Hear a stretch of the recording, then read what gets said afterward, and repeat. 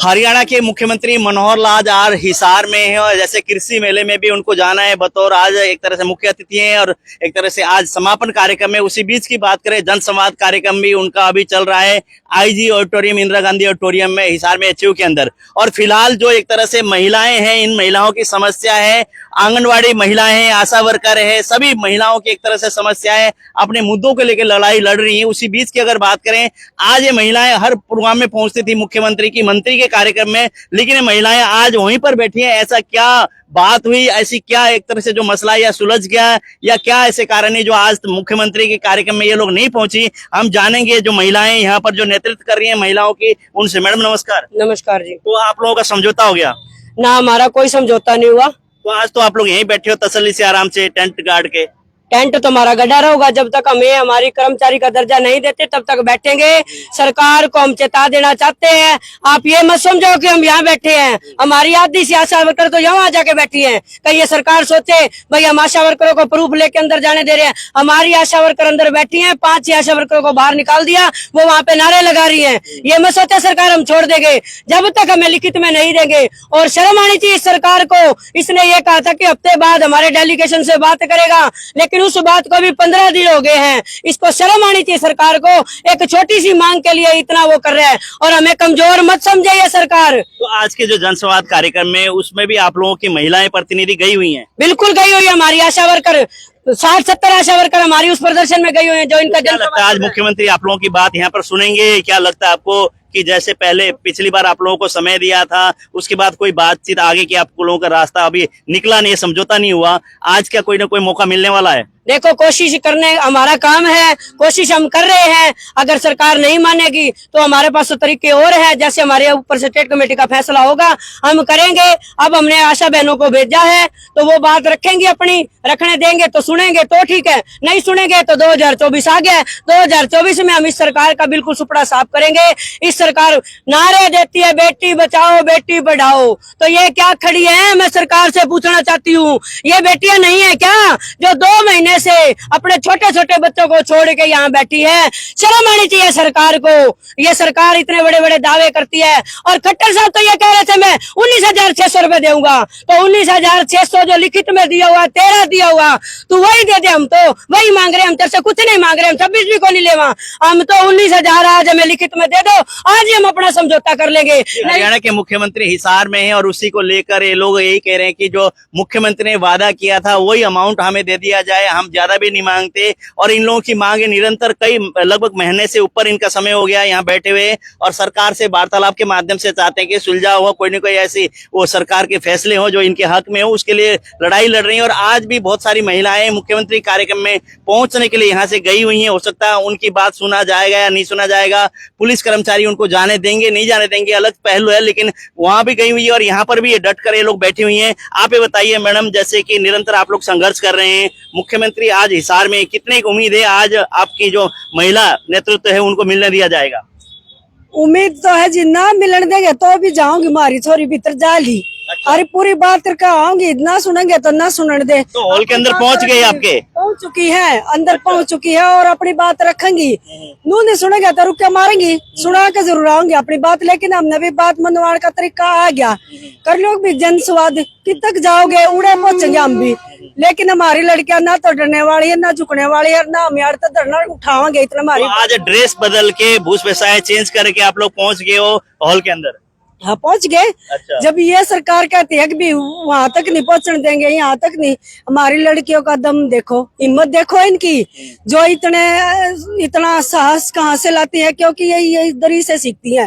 तो जैसे कि पिछले दिनों वार्ता हुई थी, आप लोगों का वार्ता सफल नहीं हुआ, क्या आश्वासन मिला था और अभी कितना और इंतजार आप लोग करेंगे जैसे सरकार की तरफ से जो आपको समय दिया गया उसके बाद? जिस तरह यह सरकार हमारे पे आश्वासन देकर वापिस चली जावे है नी, 2024 में हम भी यही करेंगे इनके साथ।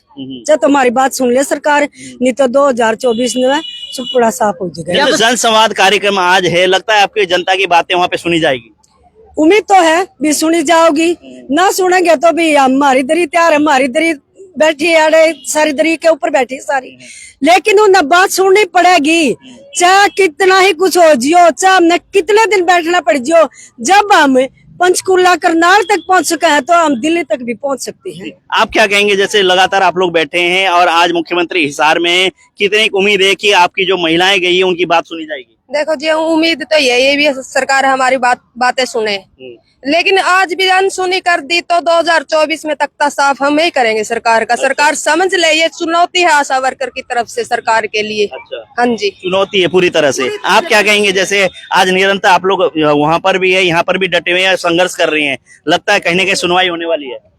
जी, हमें तो लग रहा है, वैसे तो विश्वास है कि हमारी मुख्यमंत्री जी हमारी मांगों को पूरी करेंगे, लेकिन अगर हमारी मांगों को वो नहीं सुन रहे हैं, उन्हें इन बहू बेटियों पे अगर कोई मतलब वो नहीं आ रहा है, तो 2005 से स्कीम लागू की थी और वो बोल रहे थे कि ये इतने दिन तक की है, तो इसे रखा ही क्यों?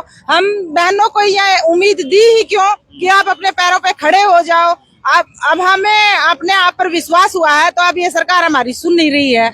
ये तो सरकार की बिल्कुल सरासर नाइंसाफी हो रही है। हम पिछले 2 महीने से इतना संघर्ष कर रहे हैं, यहाँ पे हर रोज आ रहे हैं, हमें 2 महीने से पे नहीं मिली है, और फिर भी ये बहनें जो अपना घर चलाती हैं बड़ी मुश्किल से, ये 2-2, 3-3 काम करती हैं और ऊपर से 24 घंटे आशा वर्कर का काम करती हैं, और अब भी इनको मतलब सरकार को नहीं सुनाई दे रहा है। तो इससे सरकार क्या मतलब ये लगता है कि बिल्कुल निकम्मी सरकार है, और जो सरकार निकम्मी है वो सरकार बदलनी है, वो सरकार निकम्मी है वो सरकार बदलनी है। आप बताइए, जैसे संघर्ष कर रहे हैं और सरकार तक अपनी आवाज पहुंचाने के लिए नारेबाजी भी हो रही है, बहुत सारे आप लोग जैसे कि आंदोलन भी करते रहते हैं, उसके बावजूद सरकार की तरफ से अभी कोई ऐसा कदम नहीं उठाया गया कि जो आपके हक के लिए हो।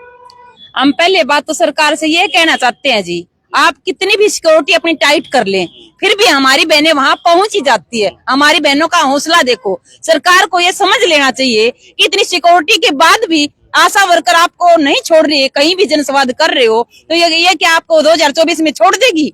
नहीं छोड़ेगी। सरकार की जो भी सुविधा है, हम हर सुविधा घर घर डोर टू डोर पहुंचाने में सक्षम है, तो क्या हम इसकी सरकार को तोड़ने में सक्षम नहीं है? सरकार को चेत लेना चाहिए टाइम रहते कि इन बहनों की बात सुने, वरना आने वाला टाइम सरकार के लिए अच्छा नहीं होगा।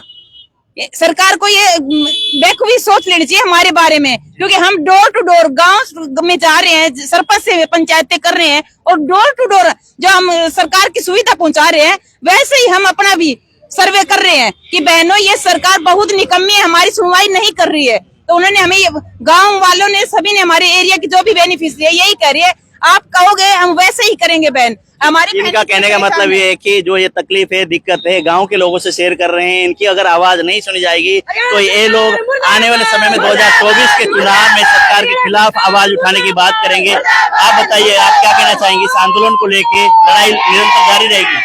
आंदोलन जब तक खट्टर सरकार हमारी बातें नहीं सुनती, जब तक ये आंदोलन जारी रहेगा। अच्छा, पूरी तरह से डट के रहेंगे? पूरी तरह से डट के रहेंगे। 2024 तक हम यहीं बैठे हैं, कहीं जाने वाले नहीं। कहीं सरकार सोच रही है उठ जाएंगे, हम उठने वालों में से नहीं है।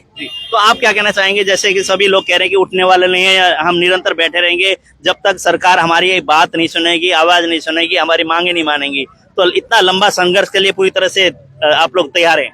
सरकार ये कह रही है, ये सोच रही है कि हम इनको डराएंगे, धमकाएंगे, लंबा इनका आंदोलन चलाएंगे तो ये थक हार के अपने घर चली जाएगी।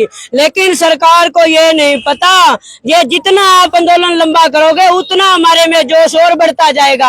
आज सुबह जब हमारी आशा बहनें यहाँ से गई, पुलिस ने अंदर नहीं जाने दिया। पुलिस ने डीसी साहब से बात करी और डीसी साहब ने क्या बोले, इसको अंदर जाने दो वरना ये बाहरी शोर मचा देंगी। तब डीसी साहब ने अंदर जाने दिया। वो कहते हैं, डीसी साहब भी डर गया क्योंकि उसको पता है कि अगर हम अंदर नहीं जाने देंगे तो ये शोर मचा देंगे। जब तक नहीं आने, हमारी मांगे नहीं मानेंगे, तब तक हम डटे हुए। धन्यवाद। जब तक नहीं मानेंगे सरकार बातें, तब तक ये डटी रहेंगी। और सरकार को भी एक तरह से इनकी बात सुन के और फैसला ऐसा लेना चाहिए, इनको संतुष्ट करना चाहिए। नहीं तो आने वाले समय में जो चुनाव है उनमें एक तरह से गाँव जाके महिलाओं से, लोगों से जो मिलती है, तो सरकार के एक तरह से जो एक तरह से बात है, अगर उनके खिलाफ, अगर सरकार की आवाज के खिलाफ इसे आवाज बुलंद करेंगे, कहीं सरकार के एक तरह से बदलने की बात करेंगे तो कहीं ना कहीं जाके सरकार को नुकसान हो सकता है।